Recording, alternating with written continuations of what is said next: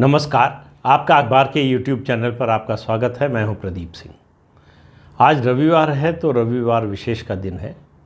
हर बार मैं रविवार को इस विशेष में अक्सर सुनाता हूं आपको राजनीति के पुराने किस्से, जो किस्से जिनके बारे में लोगों को या तो जानकारी नहीं है या बहुत कम जानकारी है। लेकिन आज मैं राजनीतिक किस्सों की बजाय, राजनीतिक कहानियों की बजाय आपको वर्तमान में ही रखूँगा और आज आपका परिचय कराऊँगा ज्ञानवापी के नायकों से, जिनकी वजह से ये मुद्दा आज इस स्थिति में पहुंचा है। ज्ञानवापी का जो मसला है, जो मुद्दा है, वो जिस तरह से शुरू हुआ और जिस तरह से आगे बढ़ रहा है, ये सनातन धर्म के लिए बहुत ही शुभ संकेत है।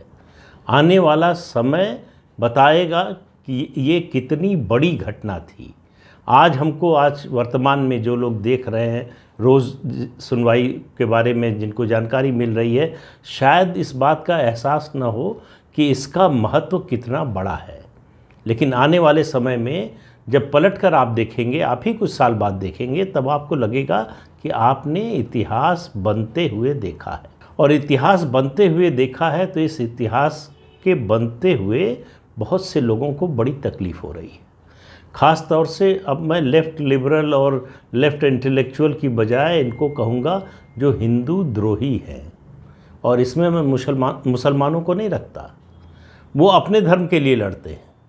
लेकिन हिंदुओं में एक वर्ग ऐसा है जो हिंदू धर्म से के प्रति विद्वेष का भाव रखता है, द्रोह करता है। और ये इस बात के लिए मैं इसके समर्थन में जो है एक छोटा सा उदाहरण दूंगा। शनिवार का टाइम्स ऑफ इंडिया का एडिट पेज का पहला संपादकीय, अगर आपने पढ़ा हो, नहीं पढ़ा है तो पढ़ना चाहिए। आपको पता चलेगा कि आपके हमारे बीच में कैसे लोग हैं जो हिंदू धर्म के प्रति इतनी हिकारत का भाव रखते हैं, इतनी नफ़रत का भाव रखते हैं, और ये इस विरोध में अपनी सीमा भी लांघ जाते हैं, यानी अदालत की अवमानना करने से भी नहीं चूकते। वो सुप्रीम कोर्ट को बता रहे हैं, सुप्रीम कोर्ट की 3 जजों की बेंच को बता रहे हैं कि उनको क्या करना चाहिए था। आप अंदाज़ा लगाइए कि सुप्रीम कोर्ट के सीनियर जजेस को ये बताने की कोशिश की जा रही है एक एडिटोरियल के जरिए कि उनको क्या किया जाना चाहिए था। ये पूरा एडिटोरियल मैं पढ़कर या बताने नहीं जा रहा हूँ, सिर्फ आपको उसका शीर्षक बताता हूँ। उसका शीर्षक है कोर्टिंग डिले, और उसके नीचे जो सब हेडिंग है उसकी, supreme court should have ended Gyanvapi matter, यानी जो सुनवाई हुई शुक्रवार को उसी दिन ख़त्म कर देना चाहिए था और इसको जो है डिस्ट्रिक्ट जज के पास भेजने की ही ज़रूरत नहीं थी और वहीं पर इस मामले को जो है रफा दफा कर देना चाहिए था। उनका जो पूरा रवैया ये है कि ये जो पूरा मामला है, इसको सुप्रीम कोर्ट को दरअसल सुनना ही नहीं चाहिए था, शुरू में ही डिसमिस कर देना चाहिए था। कुल मिलाकर ये है कि जो मुस्लिम पक्ष है वो संविधान के साथ खड़ा है, वो कानून के साथ खड़ा है, उसकी बात मान लेनी चाहिए थी और हिंदू पक्ष की बात नहीं सुननी चाहिए थी। अब आप अंदाज़ा लगा सकते हैं कि ये लोग इस सिस्टम में बहुत ही वेल एंट्रेंच्ड हैं, मतलब इनकी पकड़, इनकी पहुंच, इनका प्रभाव बहुत ज़्यादा है। ये इस देश में एलिट जो वर्ग है उसमें और इस देश के बाहर जो लोग हैं उनके बीच में नैरेटिव सेट करते हैं। भारत विरोधी जितना अभियान चलता है वो यहीं से शुरू होता है, यहीं से बनाया जाता है, उसकी शुरुआत यहीं से होती है। तो ये जो एक हिकारत का, नफ़रत का भाव है, उनके लिए इस बात का कोई महत्व नहीं है कि जिसको मस्जिद कहा जा रहा है वहाँ से शिवलिंग निकल रहा है। उनके लिए इस बात का भी कोई मतलब नहीं है कि वहाँ पर हिंदू धर्म के दूसरे प्रतीक मिल रहे हैं, दूसरे चिन्ह मिल रहे हैं। सब कुछ जानते हुए ये बिल्कुल सामने सामने जो नंगी आँखों से दिखाई दे रहा है उसको भी स्वीकार करने को तैयार नहीं है, केवल और केवल मुस्लिम तुष्टीकरण के लिए। मेरा तो हमेशा एक सवाल होता है कि इस देश के मुसलमानों को, अपने को औरंगज़ेब, अकबर, अलाउद्दीन खिलजी, ऐबक और इन लोगों से क्यों जोड़ना चाहिए, और इस देश का मुसलमान राम और कृष्ण को अपना पूर्वज क्यों नहीं मानता है। ये ऐसा सवाल है जिसका जवाब कभी नहीं मिलता है। लेकिन मैं आज इस मुद्दे पर नहीं हूँ। आज मैं जो ज्ञानवापी के नायक हैं उनकी बात करूँगा, और उनकी बात करूँगा तो सबसे पहला नाम आएगा हरिशंकर जैन और विष्णु जैन। पिता पुत्र हैं दोनों पेशे से वकील हैं। वकालत का पेशा जो लोग करते हैं वो अपने प्रोफेशन को अहमियत देते हैं, इसीलिए आपको आतंकवादियों का केस लड़ने वाले भी मिल जाएंगे, आपको गुंडों माफिया का केस लड़ने वाले भी मिल जाएंगे, आपको हत्यारों और बलात्कारियों का केस लड़ने वाले भी मिल जाएंगे। क्या तर्क होता है कि भाई ये हमारा प्रोफेशन है, जो क्लाइंट हमारे पास आएगा उसका केस लड़ेंगे, जो तथ्य हमारे पास होगा उसके मुताबिक अपने क्लाइंट को बचाने की कोशिश करेंगे। लेकिन ये पिता पुत्र ऐसे हैं जिन्होंने अपने प्रोफेशन पर तरजीह दी अपने धर्म को, सनातन धर्म को। हरिशंकर जैन 27 मई 1954 27 मई 1954 को पैदा हुए। 1976 से उन्होंने वकालत शुरू की, निचली अदालत, फिर लखनऊ में हाई कोर्ट, फिर सुप्रीम कोर्ट। इसी तरह से उनके बेटे विष्णु जैन 9 अक्टूबर 1986 को पैदा हुए और 2010 से प्रैक्टिस करने लगे। अब आपको लगेगा कि भाई वकील हैं, वकीलों का काम ही है कानूनी मुद्दों पर जो है अदालत में पेश होना, किसी न किसी पक्ष की ओर से लड़ना। बात इतनी नहीं है। बात यह है कि इन्होंने जो पहला बड़ा केस लड़ा वो है अयोध्या का, राम जन्मभूमि का। राम जन्मभूमि की जो लीगल टीम थी उसके लगातार सदस्य रहे हरिशंकर जैन। फिर उनके बेटे, जब 2010 में हाई कोर्ट का जजमेंट आया, इलाहाबाद हाई कोर्ट का, तब से उनके बेटे इस केस में। ये लोग 102 मुकदमे लड़ रहे हैं और सब सनातन धर्म के पक्ष वाले मुकदमे हैं। जब अयोध्या का मामला चल रहा था तो बाबरी मस्जिद एक्शन कमेटी की ओर से इनको प्रस्ताव आया था कि आपको बहुत बड़ी फीस देंगे, दूसरी सुविधाएं मिलेंगी, हमारी तरफ से केस लड़िए, हमारे पक्ष से खड़े होइए। मना कर दिया और ये अयोध्या का केस लड़े हाई कोर्ट में, फिर सुप्रीम कोर्ट में। इसको ये अपने लिए सम्मान और गर्व की बात मानते हैं। ये प्रोफेशन के उस नज़रिए से नहीं देखते कि ये केस लड़े और जीत गए। जीत हार से तय नहीं करते हैं, वो अपने कॉज से तय करते हैं कि ये अच्छा काम था या बुरा काम था। हरिशंकर जैन और विष्णु जैन ही मथुरा का भी केस लड़ रहे हैं।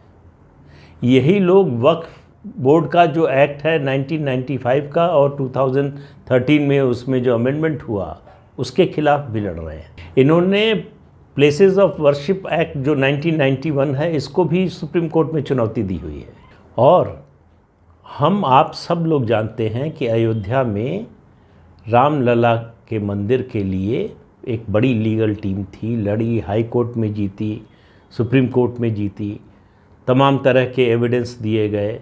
लेकिन एक क्रूशियल बात, बहुत महत्वपूर्ण बात, और सबसे महत्वपूर्ण उसका पक्ष जिसकी वजह से हिंदुओं के पक्ष में फैसला देने में आसानी हुई सुप्रीम कोर्ट और हाई कोर्ट को, ख़ासतौर से सुप्रीम कोर्ट को, वो था कि जब विवादित ढांचा गिर गया 6 दिसंबर 1992 को, उसके बाद पूजा अर्चना बंद हो गई थी।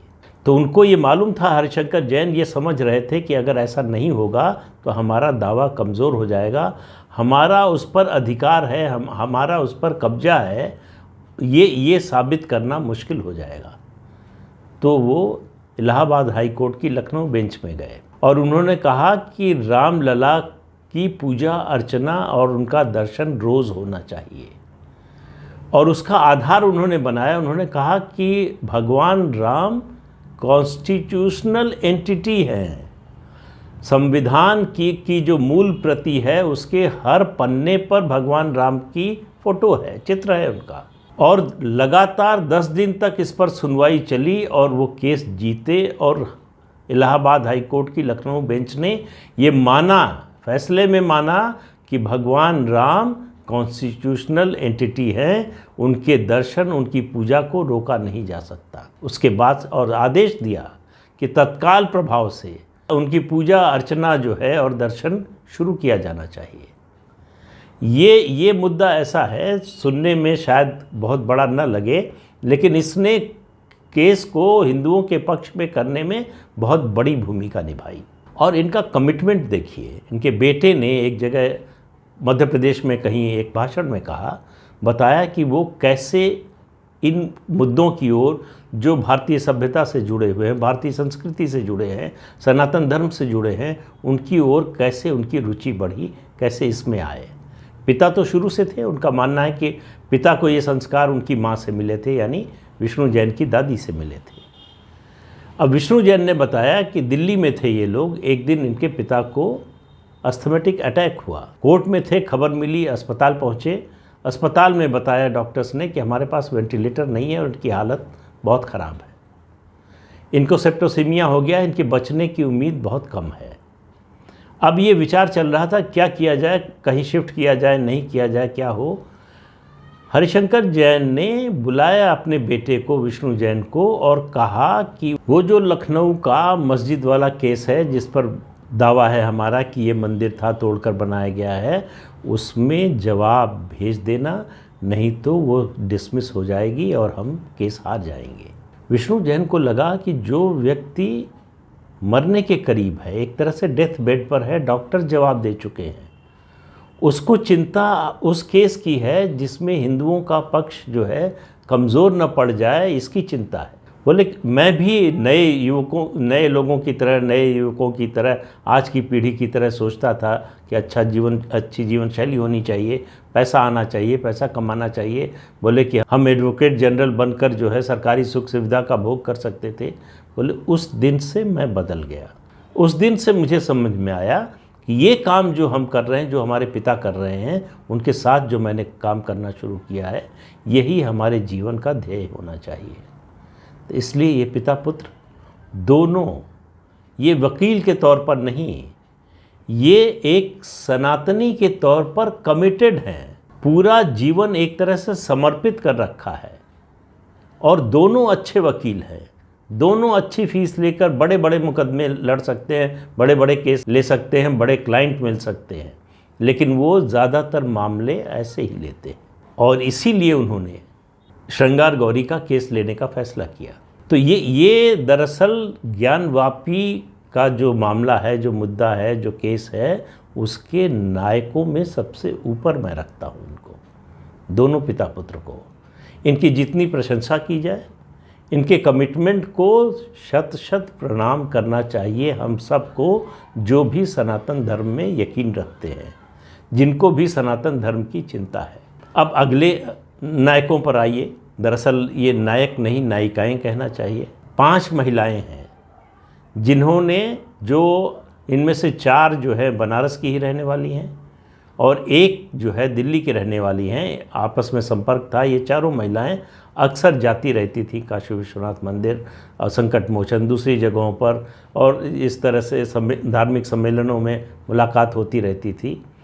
इन्होंने अपने घर में सुना था अपनी माँ से, दादी से, श्रृंगार गौरी की पूजा करने कोई रोज़ जाता था, कोई अक्सर जाता था। अब साल में 1 बार जाने को मिलता है, तो उन्होंने तय किया कि क्यों न इसके लिए कुछ किया जाए।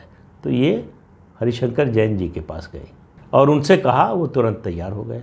अब ये 5 महिलाएं कौन हैं? इनमें एक है मंजू व्यास, जो हैं तो लखनऊ की, लेकिन शादी इनकी बनारस में हुई तो बनारस में ही रहती हैं और काशी विश्वनाथ मंदिर के आसपास ही रहती हैं। इनके पति का कपड़ों का व्यवसाय था, जो एक्वायर होने के कारण, जो उनका इलाका दुकान एक्वायर हो गई, उसके कारण बंद हो गया है, तो अब दूसरा कुछ काम करते हैं। दूसरी महिला है रेखा पाठक।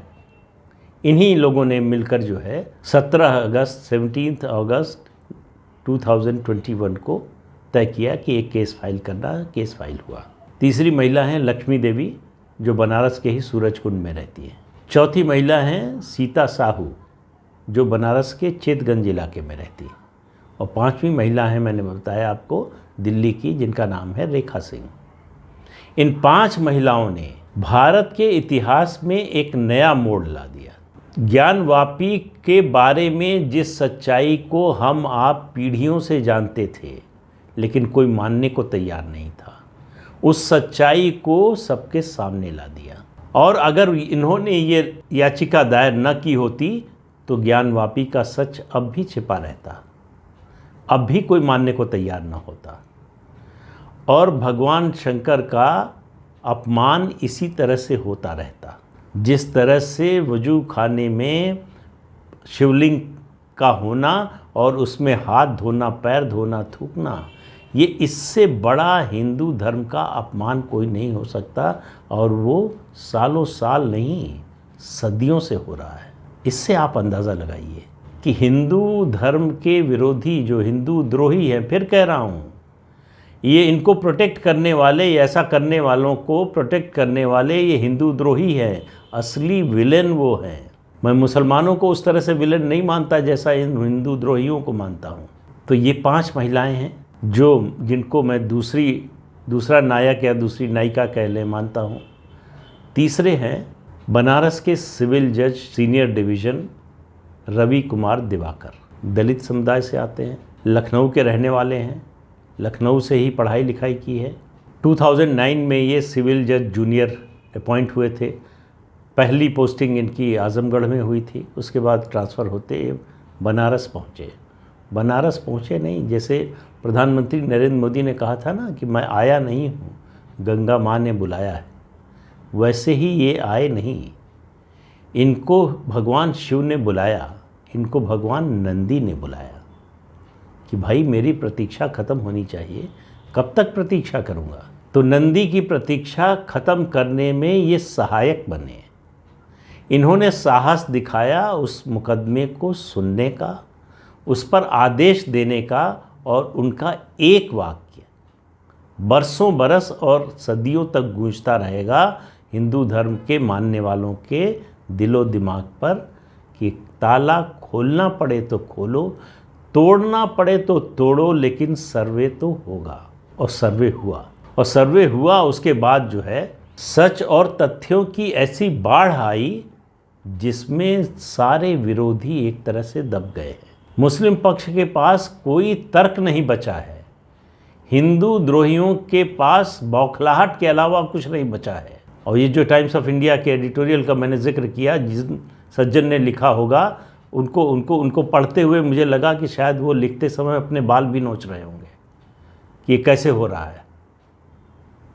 इनको समझ में नहीं आ रहा कि क्या हो रहा है, देश कैसे बदल रहा है।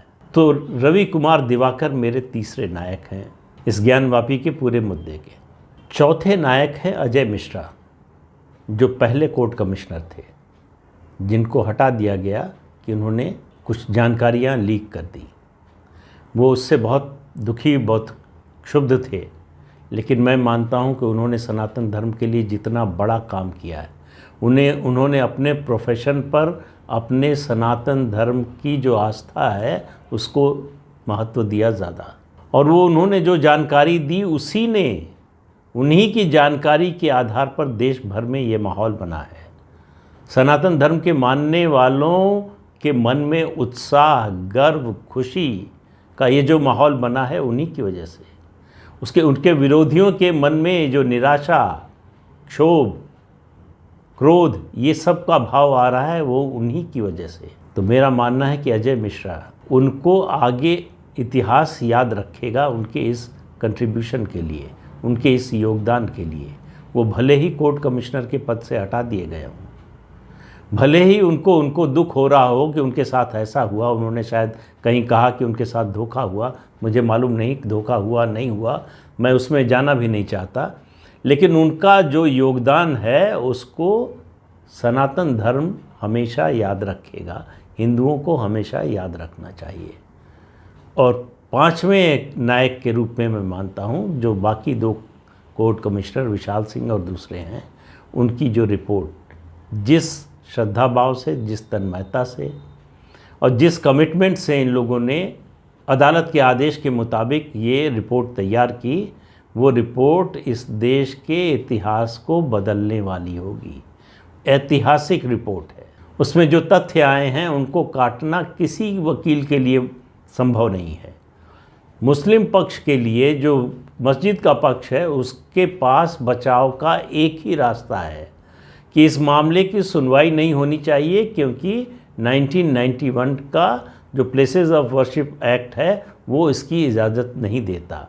लेकिन शुक्रवार को जस्टिस चंद्रचूड़ ने जो इसके सेक्शन 3 के बारे में कहा कि वो किसी धार्मिक स्थल की पहचान तय करने से नहीं रोकता ये कानून, उससे बहुत स्पष्ट हो गया है कि ये केस मस्जिद के पक्ष वाले हार चुके हैं। कानून की अदालत से फैसला जब भी आए तो ये नायक हैं ऐसे जिनके बारे में हमको जानना चाहिए, जिनका हमें सम्मान करना चाहिए और जिनकी वजह से आज हमको ये खुशी, ये दिन देखने को मिल रहा है।